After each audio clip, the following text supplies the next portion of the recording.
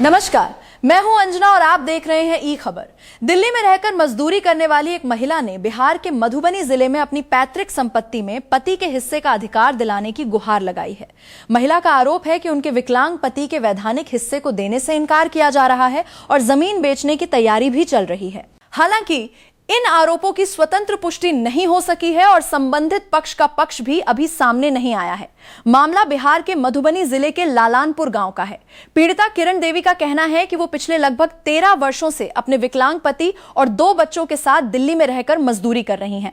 परिवार की आर्थिक स्थिति कमजोर होने के कारण वो दिहाड़ी मजदूरी कर अपने परिवार का पालन पोषण करती हैं। किरण देवी का आरोप है कि उनके पति भेजो मेहता के हिस्से की पैतृक जमीन, जो फिलहाल उनके ससुर शिवलाल के नाम दर्ज है, उसमें उनका वैधानिक अधिकार नहीं दिया जा रहा है।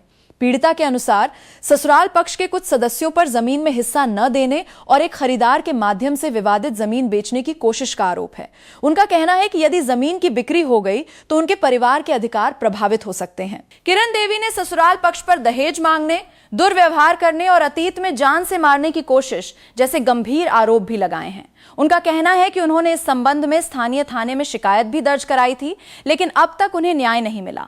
पीड़िता का दावा है कि करीब 1 वर्ष पहले भी उन्होंने इस पूरे मामले की शिकायत बिहार में संबंधित अधिकारियों से की थी, लेकिन आर्थिक तंगी और कानूनी सहायता के अभाव में वो न्याय के लिए लगातार संघर्ष कर रही हैं। किरण देवी ने प्रशासन से मांग की है कि विवादित जमीन की बिक्री पर तत्काल रोक लगाई जाए और राजस्व अभिलेखों एवं कानूनी दस्तावेजों के आधार पर निष्पक्ष जांच कर उनके पति के वैधानिक हिस्से का अधिकार सुनिश्चित किया जाए। फिलहाल ये मामला पारिवारिक संपत्ति विवाद से जुड़ा हुआ है। फिलहाल इस खबर में इतना ही।